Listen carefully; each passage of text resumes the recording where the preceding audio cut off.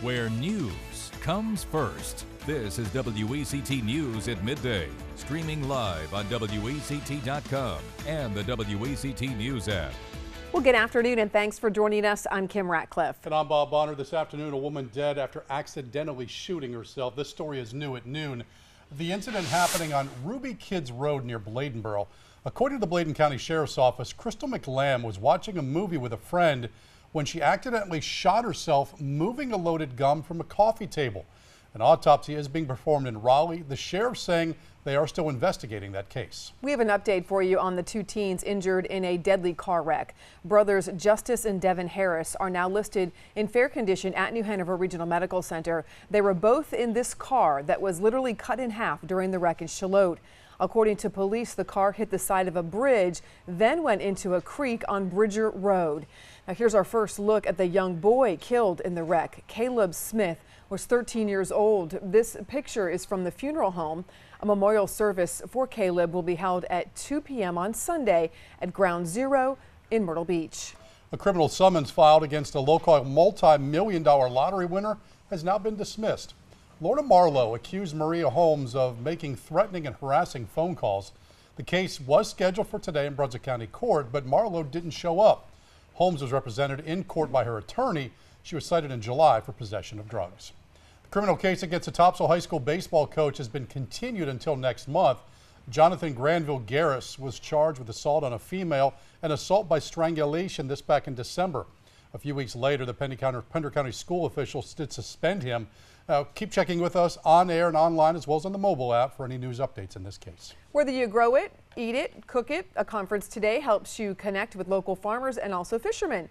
The day is broken into 4 workshops ranging from agricultural and gardening techniques to tips for buying local food. It's put on by Feast Down East, and Representative Sarah Daniels says this event is a great networking opportunity. A lot of the people we work with, whether it's farmers or fishermen, are smaller businesses, and so their resources are more limited, and they can do a lot to learn from each other and to share their knowledge and their resources. That conference goes until 3:30 this afternoon at the Bernie Center at UNCW. Well, take a look at what happens when a water main breaks during freezing temperatures. You can see it caused quite an icy mess in Scranton, Pennsylvania. Because of bitterly cold temperatures, water from the 20-foot geyser quickly froze on homes, trees, power lines, and just about everything else.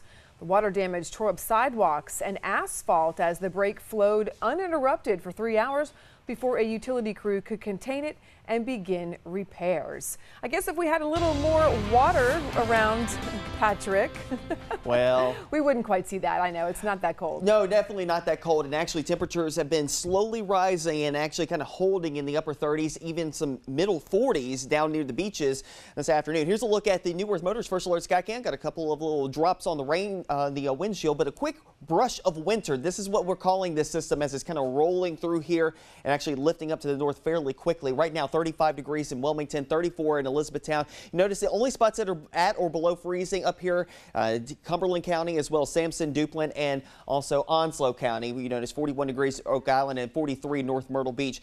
We still have the winter weather advisory that's in effect until 1 o'clock this afternoon. Most of this stuff is really starting to lift up to the north, so a little bit of a rain-snow mix up to the north, and now just transitioning over to just plain old snow as you head up towards, say, Greenville way.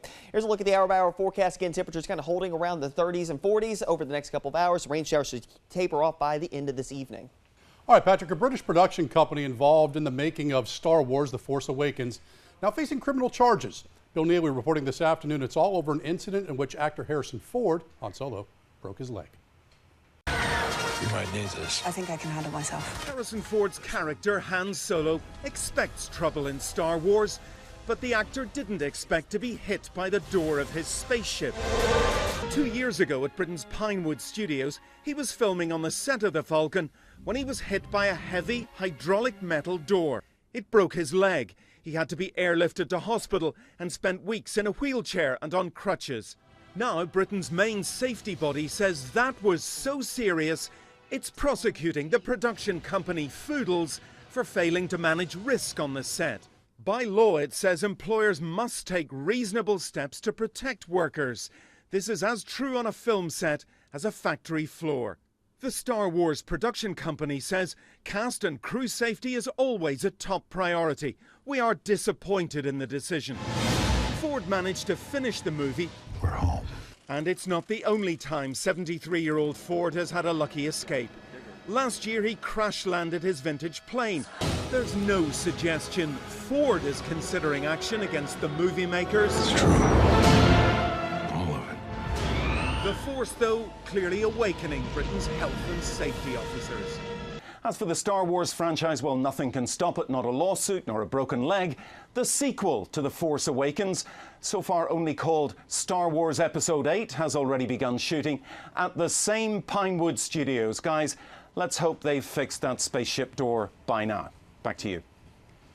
All right, 12:05, quick check your stocks. Also out of this world at noon. The NASDAQ, the Dow, the S&P, all up at lunch.